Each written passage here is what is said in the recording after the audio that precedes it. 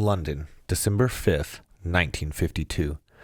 Stan Cribb was a young mortician's assistant that Friday morning. He and his Uncle Tom were driving a hearse to a funeral, a line of mourners' cars following behind them. Stan watched as gray wisps appeared in the air. Within minutes, those wisps became a thick, impenetrable wall of darkness. He couldn't see the curb from behind the wheel, then he couldn't see the hood of the hearse. His uncle had to get out and walk in front of the car, guiding them through the streets they'd driven hundreds of times before. They didn't know it yet, but they were witnessing the beginning of one of the deadliest environmental disasters in modern history. Across London that morning, the city was grinding to a halt. Buses couldn't run. Passengers had to walk ahead with torches, trying to guide the drivers through streets where they could no longer see. Motorists followed the taillights of cars ahead of them, hoping desperately they were going the right direction. Some ended up in strangers' driveways, completely lost in neighborhoods they'd lived in for years. At Sadler's Wells Theater, a performance of La Traviata, Verdi's tragic opera about a courtesan dying of tuberculosis, was canceled after the first act. The smog had seeped inside, leaving singers and audience members choking and coughing in their seats. At White City, they tried to hold the Greyhound races. They gave up when the dogs could no longer see the mechanical hare they were supposed to chase. What Londoners didn't know was that a perfect storm of conditions had trapped them under a dome of poison. It had been unusually cold for weeks. People were burning coal in their fireplaces to stay warm.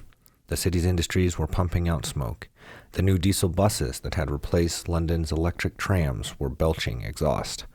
All of this smoke and sulfur dioxide was rising into the air as it normally did. But then, on December 4th, a high-pressure weather system moved in and stalled over the Thames Valley. A layer of warm air settled over the city like a lid. The cold, polluted air at the ground level was trapped. It couldn't rise. It couldn't disperse. It just sat there, getting thicker and more poisonous by the hour. The smog was up to 200 meters thick.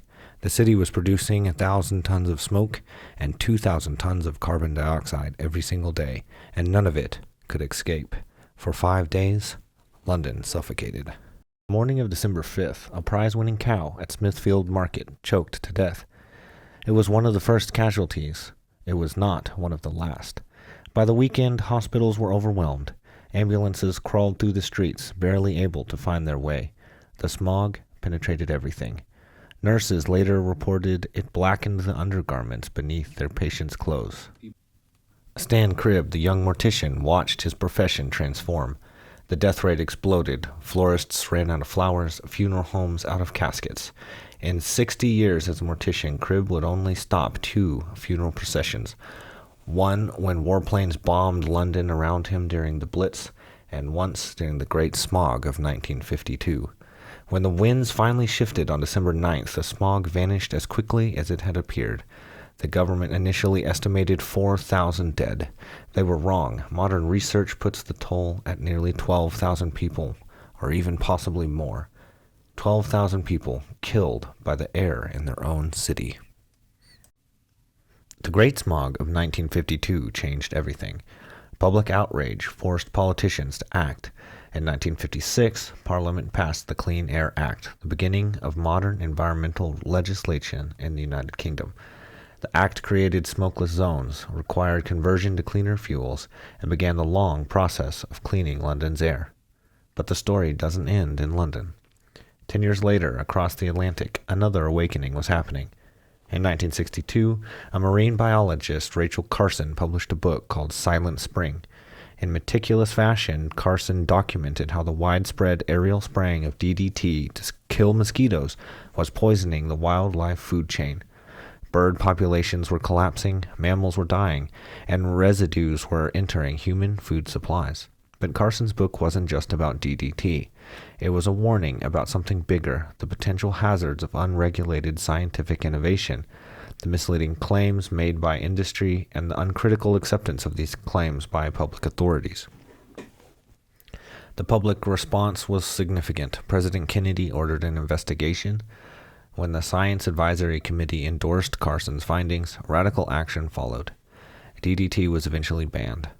The Environmental Protection Agency was established in 1970. A decade of tough environmental legislation followed.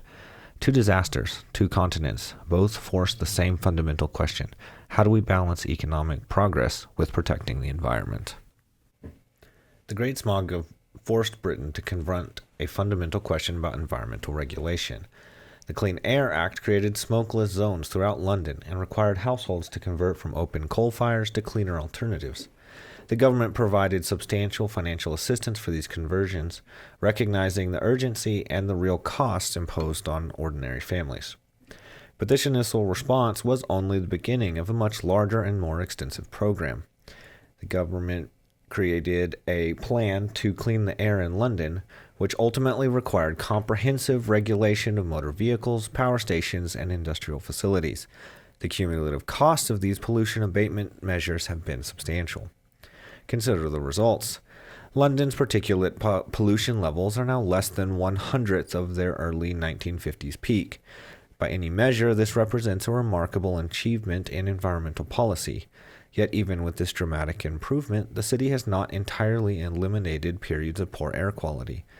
In December 1991, another inversion led to elevated pollutant concentrations and a measurable increase in mortality, though far less severe than in 1952. This raises a question central to environmental economics. At what point do the costs of further abatement exceed the benefits of reduced risk? Complete elimination of pollution risk would require far more stringent restrictions on emissions, more extensive regulation of transportation, and broader limitations on private behavior. The benefits would be real but incremental, reducing already low risks to even lower levels. The cost would also be real and potentially very large. Environmental economics provides an analytical framework for viewing these trade-offs systematically. Rather than relying solely on intuition or political pressure, we can structure our thinking about the relationship between abatement costs and environmental benefits, helping policymakers determine where additional expenditure is justified and where resources might be better allocated elsewhere. The policy response to Rachel Carson's Silent Spring represents similar analytical challenges. Carson documented the ecological damage from widespread DDT spraying, including bioaccumulation in food chains, declining bird populations, and potential human risks. The publication triggered public outrage, a presidential investigation, and ultimately both EPA and DDT restrictions. From an economic perspective, the cost of reducing DDT-related damage include expenses for alternative pest control methods and potential reductions in agricultural productivity if alternatives prove less effective. The benefits would include avoiding ecological harm and reduced health risks. Environmental economics asks, how do we systematically weigh these costs and benefits? At what point would additional restrictions impose costs disproportionate to the remaining environmental and health gains? These questions are neither simple nor merely academic. They lie at the foundation of modern environmental policy. Environmental economics provides systematic frameworks for analyzing trade-offs between environmental quality and economic activity. The discipline recognizes that environmental protection involves real costs, whether borne by firms, consumers, or taxpayers, and seeks to determine where these costs are justified by their corresponding benefits. A key insight may appear counterintuitive. The economically optimal level of pollution is typically not zero. This reflects the economic principle of diminishing marginal returns. Early pollution reductions often deliver substantial benefits at relatively modest cost. But as we approach zero pollution, each additional increment of cleanup becomes progressively more expensive, while yielding progressively smaller benefits. At some point, the marginal cost of further abatement exceeds the marginal benefit of reduced pollution. This is not an argument against environmental protection. Instead, it's a framework for making environmental protection as effective as possible, ensuring that limited resources are allocated to measures that deliver the greatest net benefit to society. It provides tools for determining where we should intensify our efforts and where alternative priorities might better serve society as a whole. But we must also be honest about what environmental economics can and cannot do. As economist Russ Roberts argues, economics is not like physics. We cannot predict environmental outcomes with the precision that physics believes they can predict planetary motion. Roberts suggests that economics is more akin to biology, the study of complex systems where competition and emergent order create intricate interactions between organisms and their environment. Just as biologists cannot forecast how many squirrels will populate the United States in 10 years if we increase tree coverage by 20%, environmental economists cannot predict with precision the exact economic impact of every environmental regulation. This does not make environmental economics worthless. Roberts argues that economics excels at organizing our thinking about complex phenomena.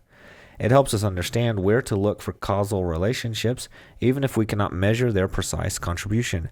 Economics reveals the full range of effects from particular policies, what the 19th century economist Frederick Bastiat called the seen and unseen. This proves invaluable when evaluating environmental policy, as the most important consequences are often the non-obvious ones. Environmental economics also generates humility. As Friedrich Hayek observed, the curious task of economics is to illustrate how little we know about what we imagine we can design. This humility is particularly important in environmental policy, where well-intentioned interventions can produce unexpected outcomes through complex feedback loops and unintended consequences. Environmental economics draws on broader economic theory, particularly the analysis of markets and market failures. Markets are remarkably effective mechanisms for allocating resources in many contexts. They communicate information about scarcity through prices, incentivize productive and allocative efficiency, and channel resources towards their highest valued uses. Market prices perform two crucial functions simultaneously. They signal information about scarcity, and they incentivize behavior that makes productive use of available resources. When something becomes scarce, its price rises. This high price communicates scarcity throughout the economic system without requiring detailed knowledge of underlying causes. The price increase also triggers responses that tend to alleviate the scarcity. It makes additional supply profitable, reduces demand, and encourages innovation in alternatives. But markets fail systematically in some circumstances, and understanding these failures is essential for effective environmental policy design. Pollution represents a category of possible market failure known as a negative externality. When a factory discharges toxins into a lake, damaging the downstream fish farm, the polluting factory does not bear the costs of that damage. These costs are external to the factory's profit calculations. Similarly, when urban motorists generate noise and air pollution that harms nearby residents, those damages do not enter into the driver's travel decisions. The market provides no mechanism for the affected parties to demand the cleaner air or water they would prefer. Without policy intervention, market economies might systematically produce too much pollution. This is not because firms are malicious or individuals irresponsible, but because the costs and benefits of pollution control accrue to different parties. Installing pollution filters reduces firms' profits while benefiting those harmed by pollution. Unless something compels action, or unless firms perceive sufficient ancillary benefits from pollution control, we cannot expect private actors to voluntarily achieve socially optimal pollution levels. Don Boudreaux notes an important distinction between natural scientists and economists when approaching environmental problems. Natural scientists often see environmental issues as a physics or engineering problem with a technical solution. Economists see this differently. Problems involving human creativity, adaptation, entrepreneurship, and what Hayek calls spontaneous order. This difference in perspective matters. Natural scientists have often failed to anticipate how human societies adapt to environmental challenges. Famously, biologist Paul Ehrlich predicted catastrophic resource depletion and mass starvation, which never materialized. He underestimated human ingenuity and market-driven innovation in resource use. Even brilliant thinkers like E.O. Wilson and Jared Diamond have sometimes misconstrued basic features of how economic systems respond to environmental constraints. The economic perspective recognizes that markets achieve spontaneous coordination. When resources become scarce, prices rise, triggering countless individual adjustments throughout the economy and society as a whole. Entrepreneurs innovate, consumers substitute, producers economize. No central planner designs these responses, yet they emerge from millions of decentralized decisions guided by price signals. This does not mean markets solve all environmental problems. They demonstrably do not, but it means environmental policy must account for how markets work, how they fail, and how human creativity responds to both environmental challenges and policy interventions. As James Buchanan warned, there is a profound difference between understanding spontaneous coordination and being a good systems analyst. A systems analyst sees problems requiring top-down solution. An economist sees complex systems where interventions produce cascading, often unpredictable effects throughout interconnected networks of human behavior. Environmental economics must embrace these perspectives. We need the systems to think about identifying market failures and design interventions, but we also need the humility about the limits of our field, our knowledge, and our attentiveness to how interventions will ripple throughout a complex adaptive economic system. Roberts argues that perhaps the most important contribution of economics is helping us understand the full range of effects from policy changes, reminding us to look beyond the obvious intended consequences to the subtle unintended ones. In environmental policy, where actions today have consequences decades later, where local regulations affect global markets, and where technological innovation constantly reshapes what is possible, this comprehensive perspective is invaluable. Environmental economics will not give us precise predictions all the time. It will not always tell us exactly how many tons of carbon dioxide emissions will result from a particular tax rate, or exactly how many species will be saved or lost through specific habitat regulation. But what it can do is organize our thinking systematically, helping us understand the direction of likely effects, reveal hidden trade-offs, and prevent the hubris of imagining we can design the perfect environmental solution from scratch every time. This course develops systematic approaches to environmental policy questions through economic analysis. We begin with the foundational economic frameworks for addressing pollution externalities. Arthur Pigou developed the theory of corrective taxes that force polluters to internalize social costs. Ronald Coase offers a different perspective, demonstrating that under certain conditions, private bargaining can achieve efficient outcomes without government intervention. These competing perspectives, Pigouvian taxes versus Coasean bargaining, continue to shape environmental policy debates today. In this course, we will examine the full range of policy instruments available to governments: command and control regulations that directly mandate or prohibit specific behaviors, market mechanisms that create financial incentives while allowing firms flexibility in how they reduce pollution. We will also analyze eco-taxes that make pollution costly and emissions trading schemes that create markets for pollution rights. Economic theory suggests market-based approaches can often achieve environmental targets at lower costs than can rigid regulations, a claim we will both evaluate theoretically and through empirical evidence. In this course, we will also consider the optimistic view of Andrew McAfee and his analysis of dematerialization. McAfee argues that advanced economies are learning to generate economic growth while reducing resource consumption and environmental impact. His thesis challenges the assumption that economic growth necessarily degrades the environment. We evaluate the evidence for this more from less claim and its implications for long-run environmental trajectories. Next, we will look at how John Hasnas presents a fundamental challenge to conventional environmental regulation. The standard approach treats environmental problems as a market failure requiring legislative correction through statutory environmental law. Hasnas argues this analysis is incomplete because it ignores the regulatory capacity of common law. In response to Garrett Hardin's famous The Tragedy of the Commons, Hasnas notes there are two solutions: restrict access to the commons, which is the legislative approach, or privatize the commons, the common law approach. Environmental legislation restricts access through prohibitions and mandates. Common law privatizes the commons by defining and enforcing property rights, allowing affected parties to sue for damages from pollution and environmental harm. Hasnas contends that common law regulation often proves superior to environmental legislation. Finally, we conclude with Don Boudreaux's counterintuitive argument that capitalism has dramatically cleaned our environment.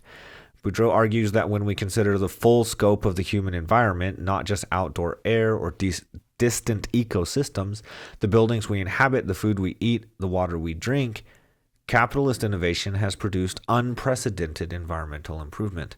Our pre-industrial ancestors faced constant exposure to deadly pollutants, typhoid, smallpox, dysentery, bacterial contamination of food and water. They wore filthy clothes, rarely bathed, lived in vermin-infested dwellings, and confronted daily threats from environmental contamination that killed millions. Modern capitalism eliminated most of these pollutants through innovations like refrigeration, antibiotics, sanitary soap, clean water systems, and washing machines. Boudreaux suggests that the very fact that we worry about carbon emissions and species loss rather than cholera and smallpox testifies to capitalism's success at cleaning our immediate environment. This does not mean capitalism produces no pollution. It does. But Boudreaux argues we must weigh the visible environmental costs of industrial production against both the seen and unseen environmental benefits of goods that capitalism produces. The Great Smog of 1952 and the DDT controversy illustrate why environmental economics matters so much. Both cases involved market failures, where normal coordination mechanisms of a market economy broke down. Both required policy responses, but those responses came with real economic costs and involved difficult trade-offs. Both incidents raise questions that cannot be answered through intuition or political pressure alone, but require systematic analytical frameworks. This course will equip you with those frameworks. We will develop tools for analyzing when markets fail and when they succeed in allocating environmental resources. We will examine competing theories of how pollution should be controlled, from Pagu's corrective taxes to Coase's property rights to Hassnass's common law alternative. We will learn methods for valuing environmental goods that have no market prices.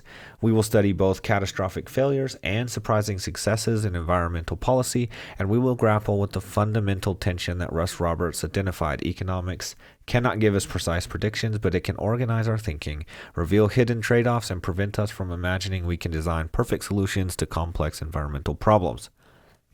Environmental economics is not environmental advocacy.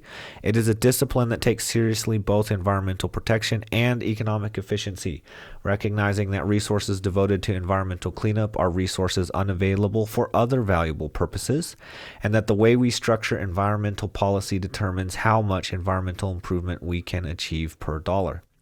The goal is not to maximize environmental protection at any cost, nor to maximize economic output at any environmental cost, but to think rigorously about how to make intelligent choices when we cannot have both perfect environmental quality and unlimited economic activity. Over the coming weeks, we will build this analytical capacity systematically. We begin with the economic theory of pollution control, asking what efficient pollution means and why the optimal level of pollution is rarely zero.